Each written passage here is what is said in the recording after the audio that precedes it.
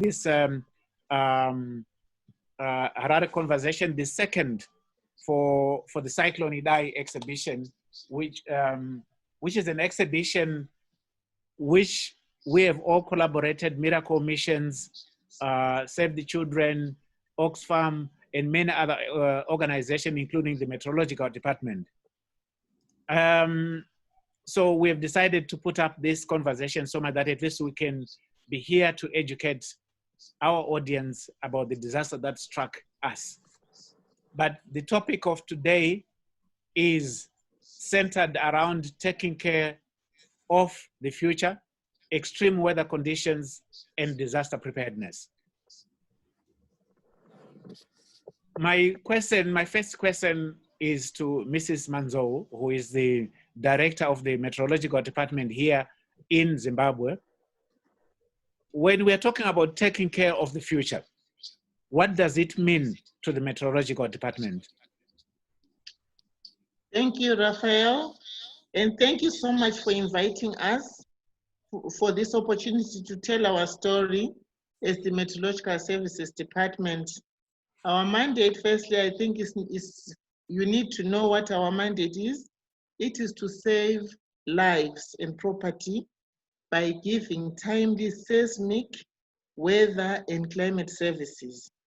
This is part of the early warning system. So communicating our story through whatever medium, and today it is through your virtual exhibition, is noble and indeed a novel idea. So I would like to congratulate you. Extreme weather events are now a fact of life, a reality in our world due to the changing climate. So as the Met Department, we take extreme weather and disaster preparedness very seriously. It's our day-to-day, that's what we do day-to-day. Well, I was just reading from the BBC that this summer is going to be extremely, extremely hot for humans. What mitigations are there and what early warnings are there for the people of Zimbabwe from the Met? That's a simple one for us. We work as a team. So for Met, we monitor the weather, we monitor the changes in our temperatures, and we send out warnings, we send out alerts that it is going to be very hot, and the relevant ministries like the Ministry of Health will take over if there are health issues that are involved. So our part is to make sure that we are on point on what is really happening in the weather. If I look at the events that really transpired early last year in both Chimanimani and Chipinge, what early warnings did you give to the Chipinge and the Chimanimani communities before the cyclone hit Chipinge and Chimanimani? Okay, before the hit, we kind of started like a week before sending out these alerts that things were not, remember, we're coming from a drought year where before it was very dry and people were kind of like expecting the rains. So we started warning them that these were not the rains that they were expecting, but it's heavy rain. So we started like a week early to warn them that there were going to be actually the flood prone areas, there will be floods. So we gave out those warnings at least a week in advance. I know that I've been reading in a number of newspapers in terms of the early warnings, but that some of the early warnings, they're coming in English, not in vernacular languages, whereby those people I'm talking about, let's say the Changani people in Chipinge, that those people, their language, the Shangani is different from Ndau, is different from the language we speak here in this part of the country, which is Mazezuru and the Makarangas and all sorts of. what sort of language are you using in order, or did you use in order for you to communicate the early warnings to these people? It's unfortunate that for the early warning during this time, we only concentrated on the 3 major languages. But for the seasonal forecast, which is also an early warning, we normally do that in at least 14 to 16 languages. We looked at that aspect of our communication after Idai, and we were thinking we need to talk to people in a language that they understand. So when community radios came aboard, we were very happy, we are very pleased, and we are approaching the broadcasters that wherever there are these community radios, we should be able to go in and communicate with the people in a language that they understand. But for Idai, unfortunately, we did not have that opportunity. Okay. The name Cyclone Idai, how did it come about? And why Idai? Idai was named by us, the Meteorological Services Department. What happens every year, there's a tropical cyclone meeting, and during that meeting, each country is asked to propose names in case of cyclones, and there are always cyclones between between March, after March to April. So what they do is whenever there's a cyclone, they start from A, B, C, and they just pick from the hat whatever name is appropriate. When Idai came, it wasn't the first tropical cyclone of the season. It was actually the 9th. And for the 9th, they needed a name which started with I, and I was Idai. Unfortunately, in our language, Idai means love. And how would we, yes. It was an antithesis, because what really happens was the complete opposite of love. When the rain started coming, people was, oh Lord, Idai. They really felt the love, and then it went beyond. So really, that's how the name came. It was named by one of our meteorologists, Teach Zinyemba, because he attended the conference. So he loved the name Idai, and Idai, it became on the 9th tropical cyclone. Okay, we'll come back to really interrogate the name Idai, because I still have a lot of questions in terms of Idai, and with the extreme weather conditions that the whole global community is faced with, I think there's need for us to rethink in terms of our disaster preparedness as a country and as a department, and for us, which is National Gallery of Zimbabwe under the Ministry of Youth, Sports, Arts and Recreation. I'm sure we would want to continue to contribute to the disaster preparedness of this country, and the hosting of this exhibition in partnership with all of you, it's also our contribution to our disaster preparedness to educate the community. I would like to go over to Jacque. Hi, Jacque. Hi, everyone. Yes, taking care of the future, extreme weather condition and disaster preparedness. What does it mean to you and to the miracle missions? If I can just go off that topic Yes. slightly for miracle missions, just chatting directly to Becky, having just been there, we've just come back from Chimanimani last night actually, and talking to the people on the ground. What they said was on the Thursday when the rain started to fall, they just thought it was just like the last rainfall that they had. They didn't understand about what was about to happen because they hadn't really been informed. And for me to go forward, building something for the future would be like drills or something that would be like a preparedness, because nobody knew how to cope. Nobody knew what to do. Nobody knew the intensity. They just thought it started, they were telling us it started really raining on Thursday. By lunchtime Friday, 2 o'clock Friday, it was full blown. from 11 till about 2, as far as I understand, and then carried on Saturday, Sunday raining. But I really think if you could get information out in the different languages, like Raphael has said, I think that's key. But I do think you need to do more of an awareness campaign on the how-to. And with the Met Office and several other, the ministries, have places prepared for people to go to. Right now, we're building a clinic up in Bimba, a place called Bimba, which is down in the valley. It's quite far away from Ngangu. And it's by copper, where it was really badly affected. Those 54 homes were taken out. They've got nowhere to land a helicopter. So we are preparing on top of a mountain close to the clinic, an area where a helicopter can land. And obviously the Met Office would have to be appraised on all of that. But I think we have to be prepared for the event of what if something like this happens again, and get information out, not just before the event or the absolute disaster, but all year round. So people are not slack. People are aware, people know, like the heat coming. I think people just need to have information.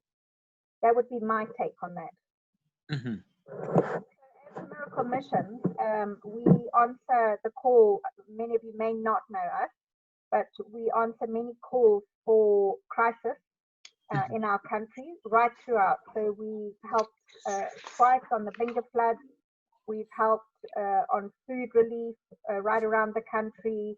And then when Cyclone Idai hit, I got phoned on the Saturday night or Saturday late afternoon, and we mobilized and got the people involved and started doing what we do best. So that's what we did. In terms of the preparedness, I know that, I mean, Miracle Missions is operating from Harare, and you have been able to be on the ground on time. And looking at the images you have provided for the exhibition, how you have managed to mobilize the communities and many other organizations that have contributed to the welfare of the victims of Cyclone Idai in both Chimanimani and Chipinge. What are the challenges in trying to get aid to the people? And something which we can learn so much that if it happens again, we will not fall in the same pitfalls. If I can speak frankly, bureaucracy is the worst. Yes. And if you speak to any of the big international NGOs who we work well with, they will also say you have to get everything signed off, then signed off a second time, signed off a third time before you can action. And when a crisis hits, you have to be able to move fast. So I think if government builds up relationships with the various NGOs, and many of them are local, who are ready to act immediately, not just the international NGOs, which we appreciate. Yes. But I think if they build relationships on a trust basis and we work together, that way we will be able to save many more lives, because then people are going, okay, how do we help? Our focus is medical, our focus is transport, our focus is getting food aid. If we combine it together, we're that much more stronger. But often, if you've got to wait for an answer, you go in and then somebody's deliberating, or people are so shocked, especially, well, we found when Idai hit, people were so shocked they didn't know how to respond quickly. And I think that's one of our biggest problems. We've got to react very fast. Thank you very much for that. But I would also want to come in, because when I look at the center where you were actually getting all the aid donated, which is at the Presbyterian Church, correct me if I'm wrong? Correct. Yes. The woman who walked from Mbare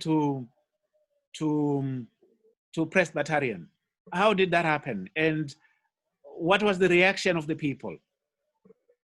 So, because Miracle Missions is very good at networking, that's one of our biggest strengths.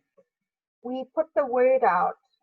We have people located in Bari, Epworth, all over the country, from Mavingo, Vic Falls, and our network became alive. And suddenly people from Mbari, suddenly people from Mavuku, people from Epworth, people from DZ heard that things were happening. And then this woman, obviously, her heart was to give something. She had family in Chimanimani, from what we understand. I just have to make a correction here. The lady who claimed, she went to Connect and she claimed she was the lady. She was not the lady who bought the bag. We sorted that out just for if anyone was querying that. Okay. But she had, apparently she had family in Chimanimani. So her heart was to bring the little she had. And when people saw that, because she walked through the gate, I was the first one to meet her, and then I handed her over to Natalie because I got called to something else. It was a moment of realizing that the people of Zimbabwe wanted to help the people of Zimbabwe. And I think that's our biggest story. When you saw, we had 1,000 people every day just about on the property, either serving food, making coffee, tying up shoes, sewing up bags, sorting out clothes, sorting food out. It was majority Zimbabwean. We had a lot of other people involved with us, and it was all colors. It was all religions, everybody coming together. And that was our biggest strength. And that was our story, that united we'll stand and united we'll make the difference. So that for me was huge. Okay. I want to go back to Becky. As the Met Department, do you have weather detectors or whatever equipment in most centers of the country, so much that at least when a disaster is coming, like a natural disaster of this nature, you are able to go in quickly, using all our vernacular languages to educate people in the country, be it in Muzarabani, be it in Binga, be it in Dande, be it in Lupane, be it in Beitbridge, using their own languages? Or do you have officers across the country that are there to do these campaigns?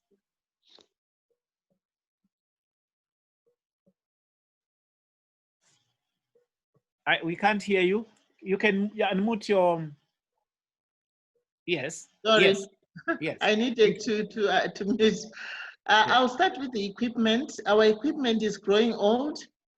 And if I zero in on the Eastern District where this happened, yes, most of the equipment really needs replacement. The fortunate thing about the Met Department is weather knows no boundary. It doesn't work in provinces. Yes, we need the provincial readings, but most of the work is done at headquarters. So when it's done at headquarters, we then transmit it to the provinces, where we do have the chief meteorological officers, and these are the people who work with the communities.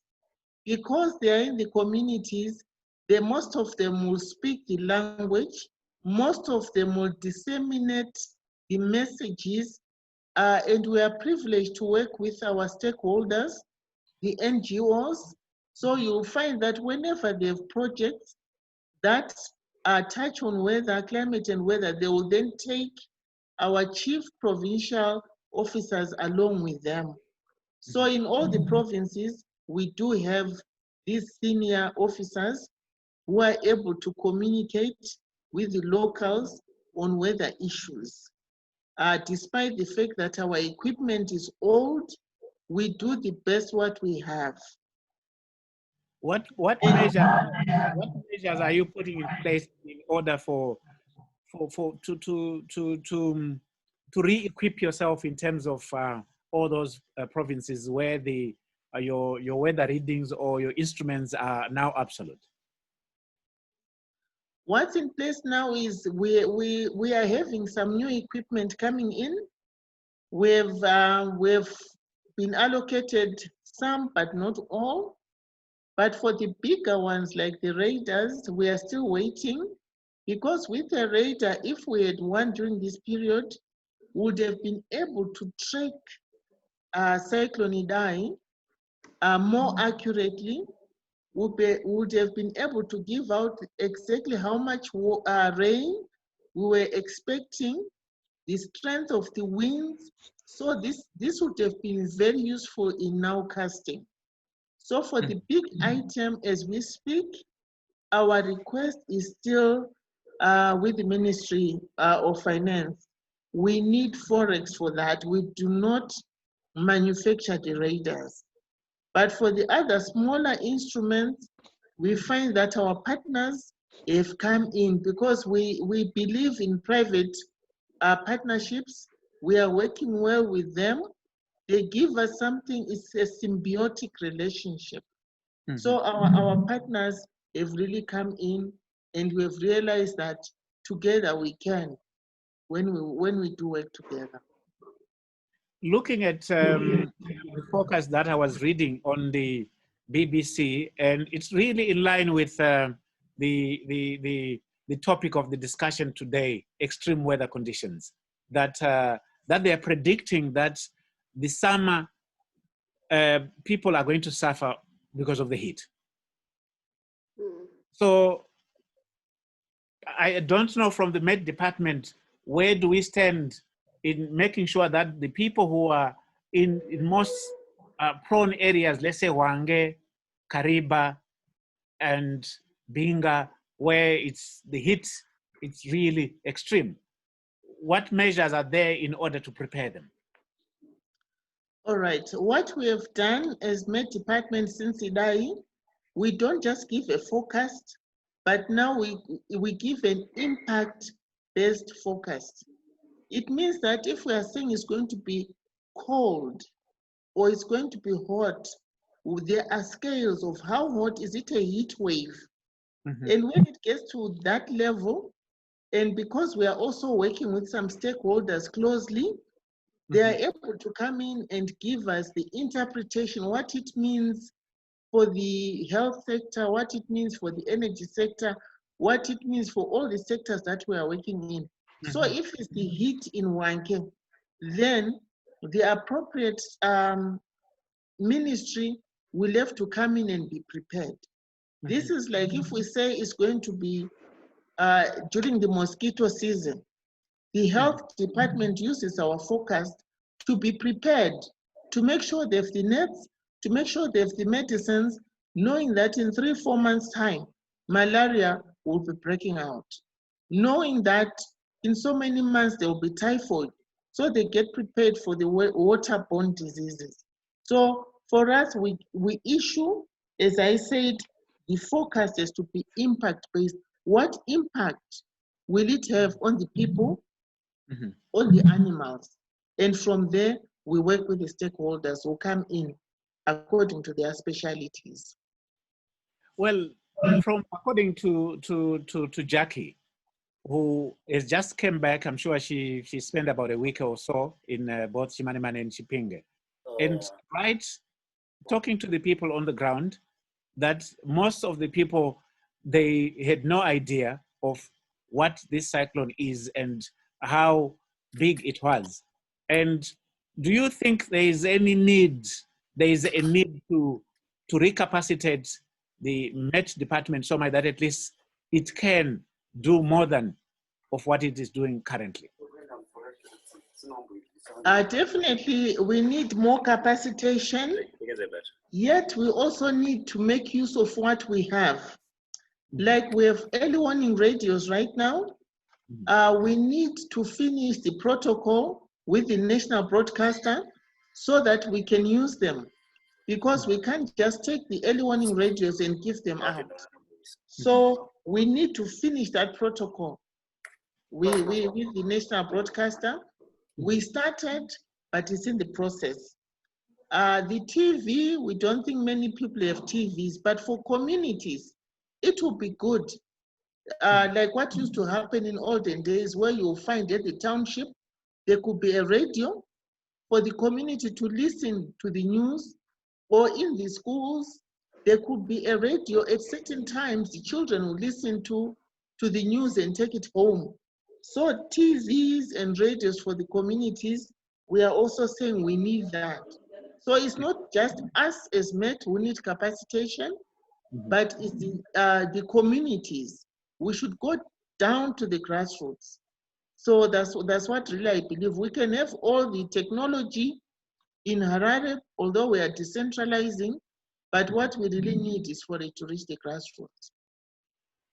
Okay, over to you, Jackie. I know that from what I was talking to somebody who came to see the exhibition from Chimanimani a few days ago, that there is a bit of work happening, not much, and people are still intense. That really is a sign that our disaster preparedness we need to up the game. What other things do you think we could do in order to prepare ourselves for any disaster? Because you remember, after Cyclone Idai, we were also hit by floods in Binga. So for us, I think it's for the people, when I say us, it would be for the government to actually have a small fund, or rather a large fund, to help the people in a disaster. I think that's one of the biggest things. You can't just rely on donors. The government needs to make sure that they've got something available. So obviously being on the ground this last week, and I was there 2 weeks ago, the people are still in the tents. Currently there are around 300, about 324, I think, still in the tents for the 4 tented camp areas from Copper up to Ngangu area, and they are cold. They haven't had much food, which is a big problem in terms of donations. Quite a few of the big NGOs have pulled out, and so they're struggling. But there's also a two-pronged thing there, whereby if you continue to give people donations in tents, they want to stay in the tent because they know the food's coming, they know the blankets are coming, and then they don't make a move. The government is in the process of trying to sort out the land issue for where the people are going to live. They've now, they keep changing on the area, but it seems like they sit on 2 different areas. The one I like, the other one I don't. And if the people want to move there, I think it'll be good for them. But it's also, there's going to be a lot of deliberation. I think it is taking a long time for me. I think it's too long. And when talking to the people in the tent, it's too long. So I think, again, that reaction, that quickness to respond, obviously you have to talk through things. You have to ask about family, about work, about a movement. But it's now gone a year and we're still living in the tent. And it's been tough for them. Some of the tents have got better facilities than others. So that also causes a bit of a problem, causes a bit of jealousy.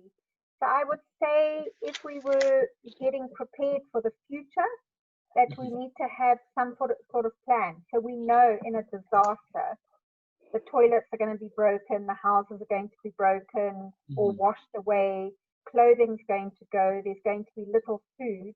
How do we respond quickly and effectively, and then having a better plan for the after? So not 2 years, but make a mark of 6 months and bring in the right people and say, right, we need our people moved within a 6-month period and make that happen. I think that for me would be the biggest win. When especially talking to the people, they're tired of living in a tent, quite frankly. I like what you have just said in terms of, possibly to create a fund, a disaster fund that could be in place, and also a mechanism to make sure that at least when a disaster hits the country, you know which buttons to press, and whatever button you press, things will move and things will work. But I'm also looking at a situation of saying we moved from Cyclone Idai to Binga, and now we're into the COVID-19. How are the people on the ground in terms of social distancing, wearing of masks, and in order for us not to spread the new silent killer that has now hit the globe? So from my side, others might differ with me, but working in all the different high density rural areas, even up in Chimani, I have to give credit to Chimani. They wear masks more than the people here in the Greater Harare area. So the distancing, most people just don't want to distance. They don't believe that COVID is a real thing. They don't believe that our people are going to get sick. Even with the increases in the last week, people are still saying, oh, it's not really coming, it'll take a few lives, but it's not going to hit us on a big scale. So they're not really adhering to what the government is laying down as law, but also they're frustrated. They're frustrated because they can't work. They're frustrated because of what the army and the police have been doing, the bribery that's been taking place. People are getting angry, so then they don't follow the rule of law because they're frustrated. So there's got to be dialogue on how to handle people in a crisis like COVID. You know, if we know that there's things that are wrong that people are doing, be it government or just local people, then people need to be brought to book on it. And that way, peace will remain and things will be adhered to. And that's one of our big, I'm bringing quite a lot of challenge with the people that I know at top levels, saying we've got to stop this. So that's a big thing for me, personally. Fantastic. Because I mean, it's like one of the chapter we have in the exhibition. It's all about climate action for sustainable development. My thinking is when you're talking about climate action for sustainable development, we are talking about people being able to feed themselves, people being able to instead of us heavily dependent on international agencies, as much as they play a very important role. But I'm sure in my own thinking, we have been heavily dependent on international organizations that aid will come and then we relax. What's your take? We checked on a couple of people in Epworth. Some ladies were growing tomatoes. Everybody's growing tomatoes. There's not a market for so many tomatoes. The aid started coming in the very beginning of COVID, and these ladies are no longer growing because they're waiting for a food pack. And don't get me wrong, we are giving food packs, so we're one of the culprits of doing wrong in some sense. But the people are now saying, bring me the food. And if you notice on social media, there are so many what they call hotspots where people are wanting food packs. But if you go and check, there are places there that are actually still growing food.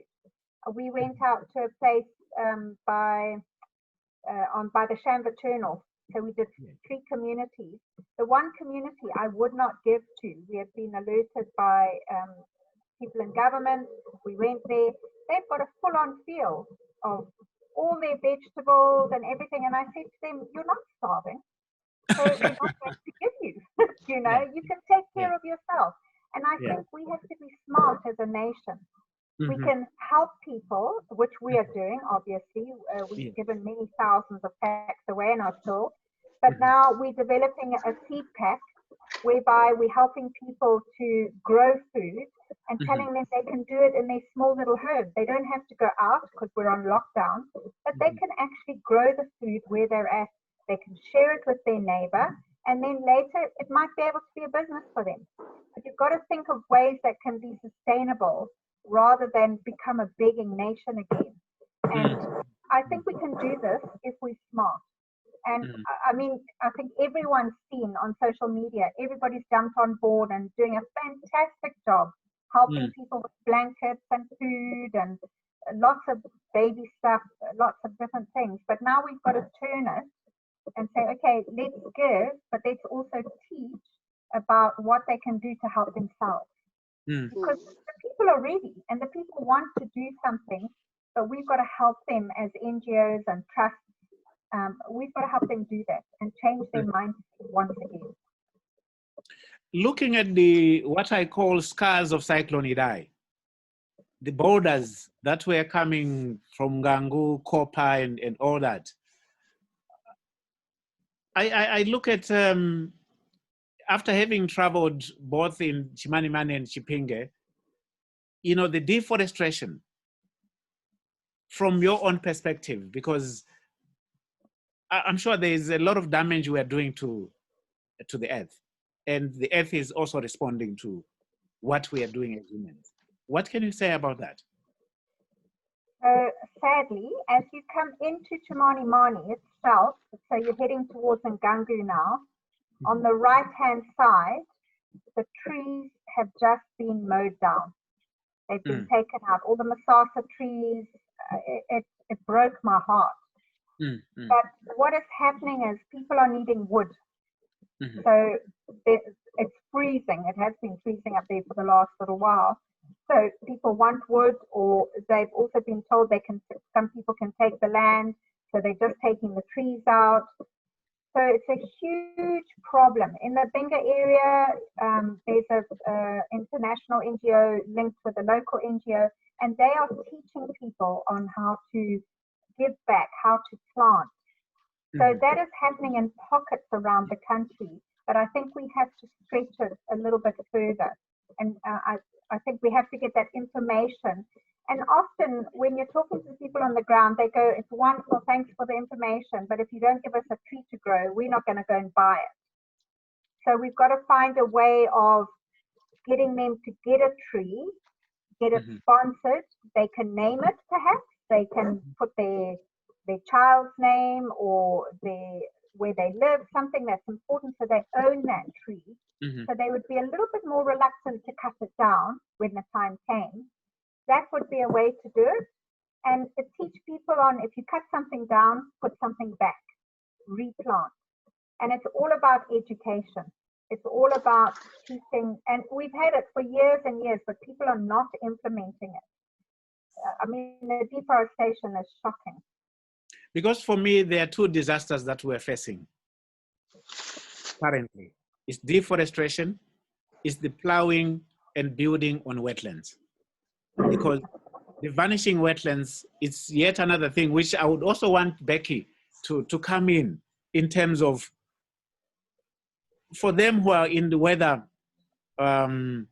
education and all that, what does it mean to have a country without wetlands in terms of weather conditions? Becky. Okay. A country without wetlands is a country that is growing drier, because the wetlands mostly are where we have the source of our water, the source of some of the rivers. So if we get people settling there, if we get people plowing there, they are kind of like closing our wetlands. They are clogging it. So the water which was meant to flow to the rest of the community is no longer flowing there.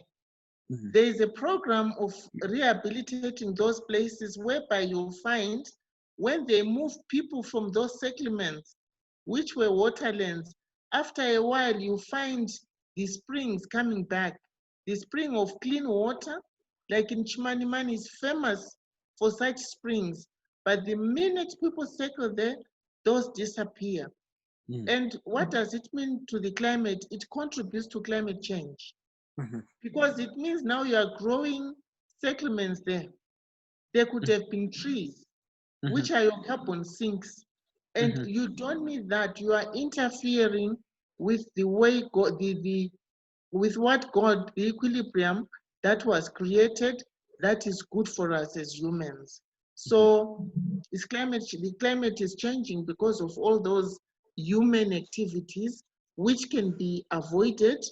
And I believe there's an SI that they are working at right now, a statutory instrument whereby people who have settled on those wetlands need to be moved, and we need to protect our wetlands, because water is life. Without water, we can't do much. Well, what about the cutting down of trees? What can be done? I mean, we all as partners, I'm sure we've got a role to play in educating people. What can be done from your side? Besides educating, we need to provide an alternative. We cannot take something away and not give people what to use. So they introduced the total stoves at one time, which were using fewer wood. Then they brought in the solar cookers, which I'm not sure how they worked out. But whatever happens, we need an alternative. Rural electrification, I believe, can also help the situation. Unless I can find firewood or some form of energy to feed my children, what am I expected to do? I'll have to poach that wood and cut that tree down. So we need an alternative. And this will need all of us to work together to come up with a plan. But the plan is to be sustainable. As Jacque was saying, it doesn't help for a program to come in, and once the program is finished, there is no instrument for sustainability. So whatever we do, it has to be sustainable. But when you look at well, when one looks at the scars of Cyclone Idai, it could be geological, it could be from your side looking at the weather pattern, the extreme weather conditions. It could be also a human factor that, I mean, what we have contributed in terms of cutting down of trees in both Chimanimani and Chipinge could have been, the soil was very loose. It had nowhere, it had nowhere because of the heavy rains, but it had to give in. What can you say? And from what I in our first conversation, you're also talking about your colleague from the Med Department, who your office, which was also affected by the cyclone. These are the unsung heroes of the Meteorological Services Department. So I'll just mention a lady to represent all the ladies out there. This is a lady in Chisengu. Her building caved in when the rains were too much, and she's a mother with her children in there, yet she had to take readings. She was knee-high in water. Her children were in danger. So her name is Sarah. So what Sarah did was to ask for shelter from her neighbors, yet she could not abandon her duty because our job is to protect life and property by giving those readings for the weather. We needed to know how much rain was falling in Chisengu, and she was the person on the ground. So this heroine had to do the work, yet she had no clothes except what she was putting on. She had no food whatsoever because everything had been swept over. So this is one of the stories that is not written down. Like the story of our provincial, the Manicaland provincial meteorological officer. He has a condition where he needs dialysis regularly. So when tropical cyclone Idai struck, we offered to send him an officer from head office to help him. But he felt, no, I have to do it. This is my job. So I remember one night he was feeling so bad. He wasn't feeling well. He went for the dialysis overnight. And in the morning, he was at work at the command center. So this, for me, it represents the men of the Meteorological Services Department who know their mandate and will run with it, because we are the first call for the early warning unit. So he had to do it. As if that was enough, 2 weeks down the line, he lost his wife, and this was the lady who knew what to cook for him and everything. He quickly buried his wife. Before the month was over, he was back mopping up, the meetings that followed after Idai. Yes, climate change really played a part, But the landslides, really, we cannot attribute them to anything that the people of Chimanimani are saying, like the earth, the tremors that happened. It was due to too much rain pounding on that mountainous place, and the soil becoming soft, and the land just gave in, and there were those landslides. Climate change is real. The landslides happened. Cutting of the trees, yes, they also play a part, but I will not give them too much in terms of percentages. But honestly, I thank God for the heroes and the heroine of the Met Department during this period. Thank you very much. Jackie, you are the person who is always on the ground in both Chimanimani. What's the way forward in terms of disaster preparedness, or talking about sustainability in terms of if any disaster hit the country? I'm sure we've dwelt on that, but any remarks which you think you might have missed, and any contribution? In terms of might have missed, no, I don't think so. But I think if we could get something settled sooner than later on a crisis management team that would be aware of like the looming heat that is about to hit us. And the Met Office are talking to the crisis team about this is when they're thinking it's going to be the worst or the lead up to it. I think people can then be better prepared and getting the information to the people, and not just one town or a main town, but the people down, let's say, Zimba Valley or Copper, or where a lot of information doesn't get to. I think if that could be strategic, I think then we will save a lot of lives, and we will also help people a lot more in terms of medical. I think one of the biggest things is the medical side, like when, especially with heat, you know, it's terrible what people have to go through, and a lot of them don't have money to get some sort of relief. So what is the plan of action there? And in the crisis management team, if that is already something that they can have ready, I think we'll be able to win. No, thank you. Thank you so much. Becky, we are running out. We are going towards our closing. Your last words, because I know that you are working centrally here in Harare, and what appeal can we give to people out there so much that at least as Met Department you can be capacitated, the weather readings or whatever equipment that could really, I know that the Norwegian embassy were putting, and the Dutch embassy were putting detectors in the sea, in the Indian Ocean in Mozambique. And this has been taking place in Mozambique, but we also need something here so much that at least we can have those early warnings. Let's say they can be detected, and a month before you are anticipating that there's going to be this disaster and there's going to be that. Thank you. Personally,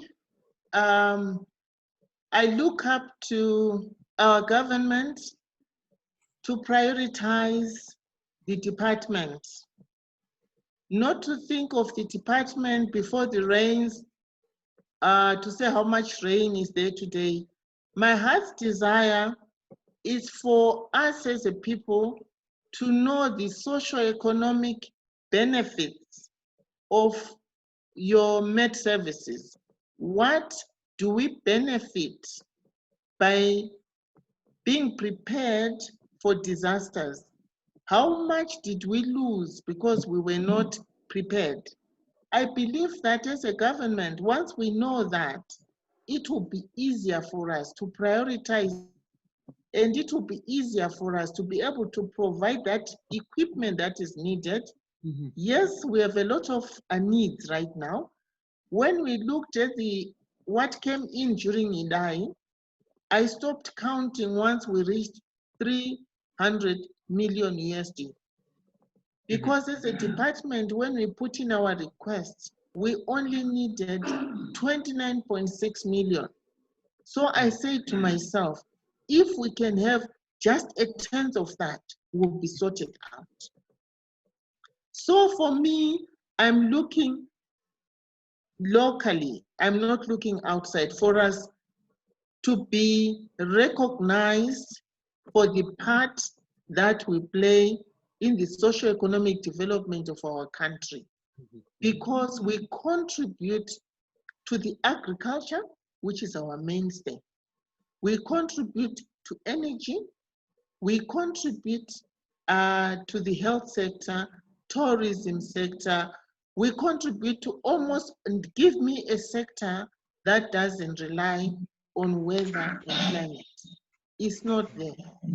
So that's my plea today, that if as a nation we could realize how important your weather is, you will give it a certain budget every year and release the funds. That way, we will find that our equipment, once it is bought, it can be maintained. It's easy to acquire, but we have to have a plan of maintaining. So we are not interested in getting these fancy radars if 10 years down the line, they are useless. Automatic weather stations, once the donor goes, we cannot supply the bundles that are needed. So for me, I'm saying sustainability is important. Yes, we need the equipment. We need human resources. We need so many things. But the bottom line for me today, if there is something that you can take away, what are the social economic benefits of having a Met service in the country? How sustainable are we? Once we are sustainable, we'll be able to contribute effectively whenever a disaster strikes, because we are at the heart of the early warning system. Capacitate us, and everyone is capacitated. We are as strong as our weakest link. And right now we are not very strong. We are making best use of what we have, but we can do better. Thank you. Right. We have got a comment there. Just hold on, Jackie. I'll come back to you, Jackie. We have got a comment from Michelle Collis from Cape Town, who is saying that you have a short and a long-term solution. If you place biodiversity and pioneer plants, you can create swells as prevention. So they put a website there where you can Google. So we'll also share that with you, so that at least we can go. She also managed to send us another link, which is https://betterlivingchallenge.co.za, finalist Michelle Collins. But I mean, we'll share that with you, so that at least you can. Jackie, you can come in. I just wanted to comment on Michelle's notes there. They are definitely in Chimani Mani particularly, they are looking at prevention of water flows on huge scales. I don't know if any of you have been down recently, but they are building the bridges in such a way that will be able to take the very force of a lot of water. So the roads are being rebuilt, they've been recharged, the bridges have been rebuilt. It's unbelievable what's been happening. I've been so impressed, I have to say. But they're definitely putting measures in, and I see what Michelle's saying there. It can be taken to the DA's office or the DDC's office, as they're called now. And I think they are trying to do that. But I think giving information like this to them would be advantageous. That's what I'd like to suggest, that we pass it on so that they can look at other ideas as well. And any last words from you, Jackie? I just think it's amazing what people are doing. I see the resilience of the people. I see how they are moving on with their lives. And for us, it's always about the people networking together. It's great to have people outside of our country being involved. And well done to everybody for doing their part. Well done to the Met Office, well done to the National Gallery and all the players. When you go down there and you see what the people have been through, but how they are moving forward because of all of us, I think hats off to everybody. So that would be my last word for today. Okay. So thank you very much. And thank you very much for those who have joined us from around and from South Africa, Cape Town, Michelle, and others for joining us for these Harare Conversations. We will have another Harare Conversation, which will be also to do with the topics of the exhibition on Cyclone Idai, and also to our team members in Mutare, Madame Liz Muusha, who is the daughter of Chief Muusha. Thank you very much for joining, and keep watching. The Harare Conversation will be here for the Cyclone Idai exhibition, which is currently running. And I'm sure my team will send you a YouTube link where you can watch, and also look at the comments, which are also coming from Michelle. If you can manage water as a resource for agriculture and for a long-term solution, because water is life, and if we don't have water, we do not have life. So thank you very much for joining both Jacque and Becky for this Harare Conversation, and for taking your time to join us for this important conversation, so much that at least we can be prepared for a disaster as a country and as a continent. I thank you, and asante sana. Bye. Thank you. Thank you. Bye. Thank you. Thank you. Thank you. Thank you. Thank you.